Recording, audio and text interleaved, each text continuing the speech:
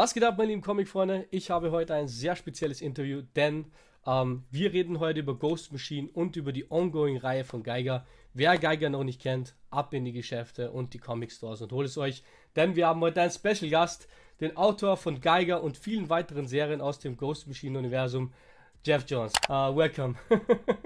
Hi, how are you? I'm fine. At Good. first, thank you so much for joining me for this little interview, for this little podcast. At the beginning, I only wanted to show you something. I don't know if you have seen it already, but I have it. this you have It's it. gorgeous. I have Okay, it. then It's don't have absolutely. to show it to I. you. It's such a great look. They did such a good job. I love the cover, the design, the size of it, and the quality of it's really high. Okay, awesome. Uh, I can ask you, maybe I can ask you, do you know if there are any plans for the German release of Junkyard Joe? Because we Yeah. didn't get that yet, and Yep. thought maybe you There can are. tell me more. Yeah, there are plans for it. Absolutely. Okay, awesome. So now I will only ask you the questions that I have for you and for the Sure. audience. Sure. And yeah, I hope most of the people will get and pick up the Ghost Machine and Geiger issues. So my Yeah, I, first, I really appreciate. I appreciate you spotlighting the book a lot. yeah, I love it. So I'm a really big fan of you and Gary Frank. My most, I love you, Thank and you you. are my most favorite artist in comics. So it was a pleasure for me to interview you. Thanks so Uh, much. yeah, the first question is, what was your first idea for Geiger or for the whole story? When did you get the first inspiration or idea for it? Well, the first inspiration for it really came from the Gary Frank and I just talking about initially an idea. So we were doing Doomsday Clock, wrapping Mm-hmm. up Doomsday Clock, and Eric Stevenson over at Image Comics had asked me to do something over there if I wanted to for a long time. And Gary wanted to do something that was a little bit different than the straight superheroes we've been doing for so long. You know, Gary and I worked on Avengers first a long time ago, and then Superman and Batman and Shazam, and obviously Doomsday Clock. And we wanted to do something very different. And so we started to come up with this idea of this man who is a husband and father, and exploring how hard it is to protect your, you might feel, protect your family in today's world, protect your children. And it all came from, just our personal experiences, and the kind of the overwhelming stress of what the world's like today. And we wanted to explore that through a character who mistakenly thinks that being a father is all about protection and only about protection. And so he's a man who was once a kind and caring family man, and there's a nuclear war. His family, his wife and children are caught in a fallout shelter, and he's caught outside in the fallout of the war, and changed into this mythic figure called the Glowing Man, who has these radioactive abilities. And he spent every day and night just protecting the fallout his wife and children are trapped in, until he hopefully can one day open it up and let them out in the world. But even then, he doesn't know what kind of world he's actually letting them, come out to. And so that's where the story starts. The story starts with, the tale of this man that spends his days and night protecting a fallout shelter that his family's in. And he does terrible things to all those who threaten it. Scavengers who come by.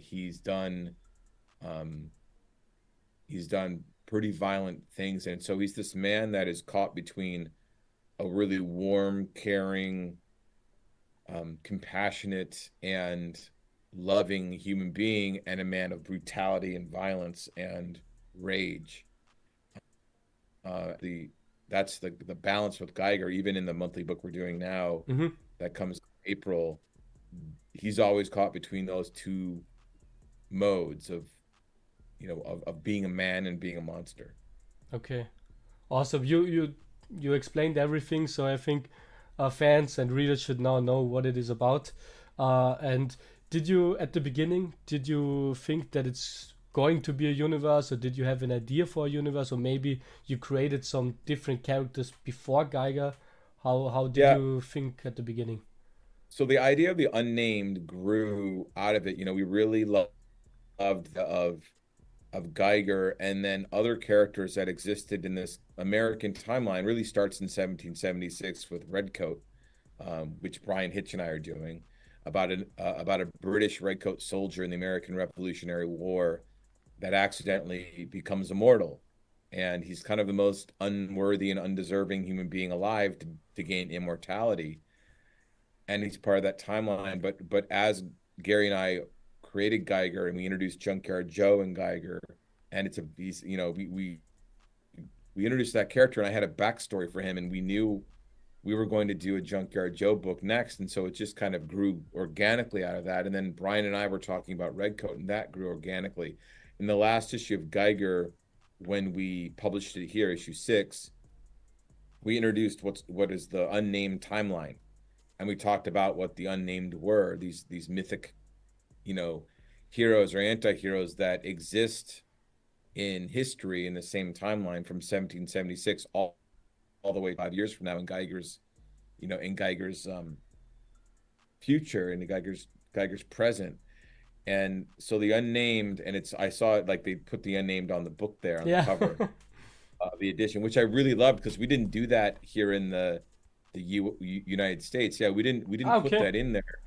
And when they did it, we're like, we should put it on all our books. So we put it on all of our books that exist in the unnamed universe, like Redcoat and Junkyard Joe and Geiger. Those are all going to happen. And there's other characters like the Northerner and First Ghost that are all going to be part of this bigger universe. But every book really stands on its own. If you read Geiger, it's its own story. If you read Junkyard Joe, Junkyard Joe is completely stands alone, and there's a little tie between both. But our goal is not to have all these books integrate so tightly that they don't have their own individual voice and individual tone and individual theme and reality and supporting cast and explore. They all are very different books. Redcoat's a book about mysticism and how long it takes for a human being to actually change and grow and become a better person. And Geiger's about the paradox of existing as a caring person and a very kind of protective person. And Junkyard Joe's a story about veterans. So everything's got a very different feel. The unnamed grew very organically out of the books. Awesome. Just for German readers and Austrian and Swiss readers to know, because it's not so clear in the German books, are all these universes connected? Because what I saw, it's like the unnamed are a whole universe, like crossovers, like with Junkyard Joe. And is Rook a different universe? Yeah. It's a different universe. Yeah. So we didn't want to tie every book together because we want the books to be the best books they could be on their own. Okay. It made sense for Geiger and Junkyard Joe and Redcoat to all be in the unnamed.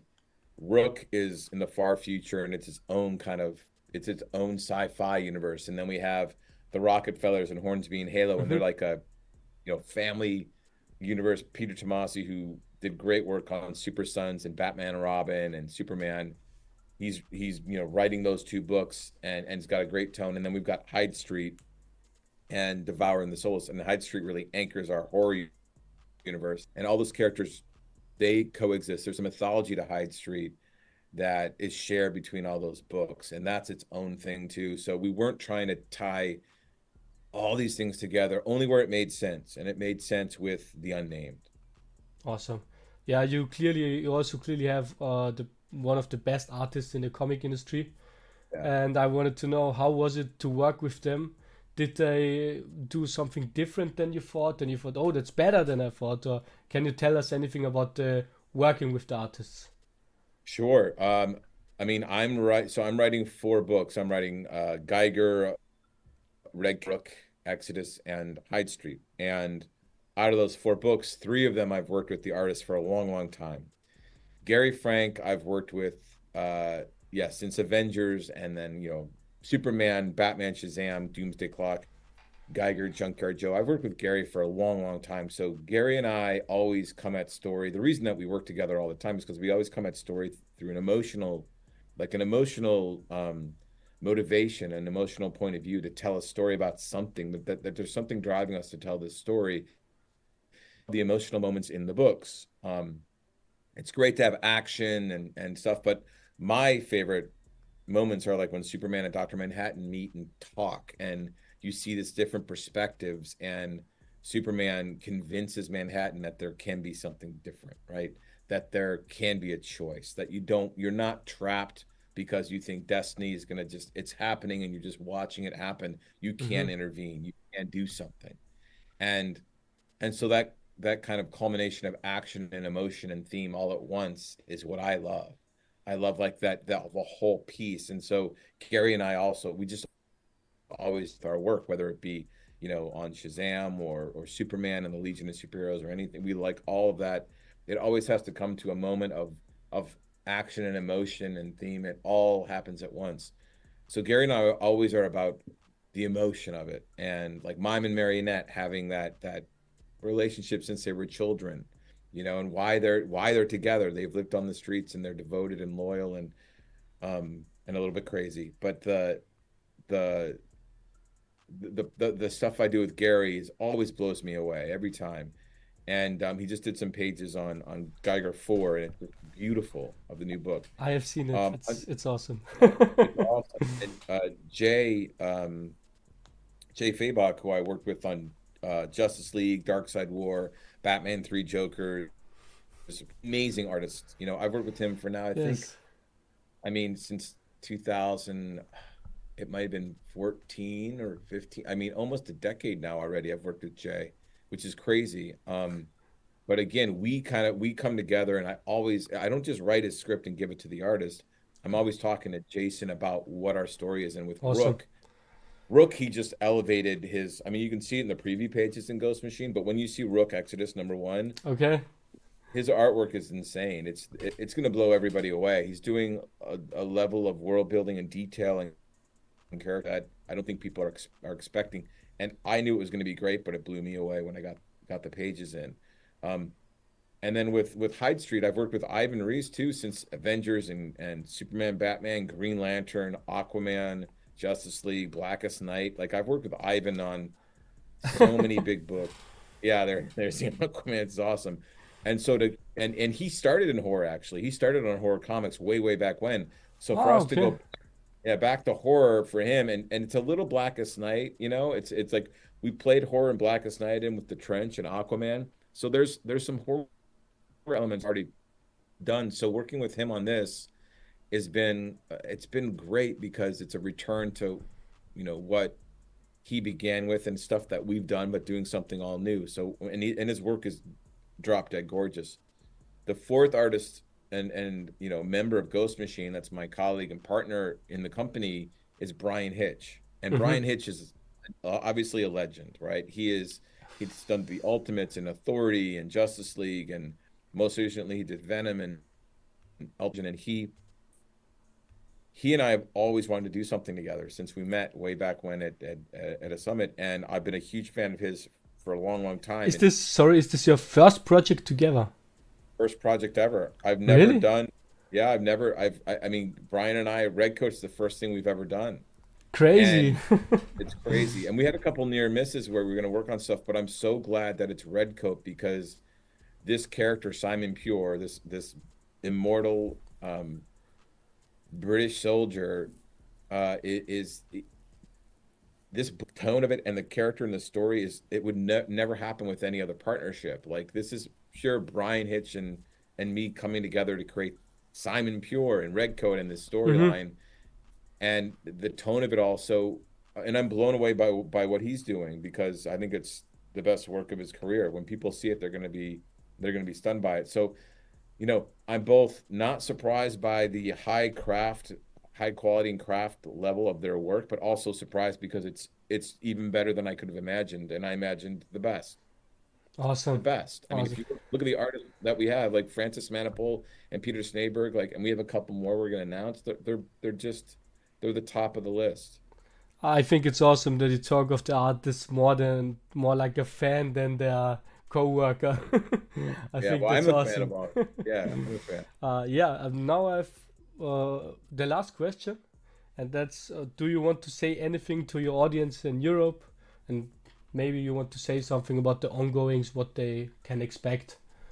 Sure. I just for who's liked any of my work, like Blackest Night or Green Lantern or Aquaman or Doomsday Clock or Three Jokers, like give these books a try. We're really excited about creating something brand new. One of the things I love is that you don't have to read anything but Geiger or Redcoat or Rook, Exodus. These are all brand new characters, brand new ideas, and they're really exploring themes of today, which I love. And we're trying to bring do the best work of our careers. So, please give one a shot. And thanks and for everyone who's read my books in the past, thanks for reading them. Awesome. Do you have any plans to come to a Comic Con in Europe or have like a Ghost I, Machine I'm tour or something? I'm sure we're gonna have a I'm sure we're gonna do something like that. Yes.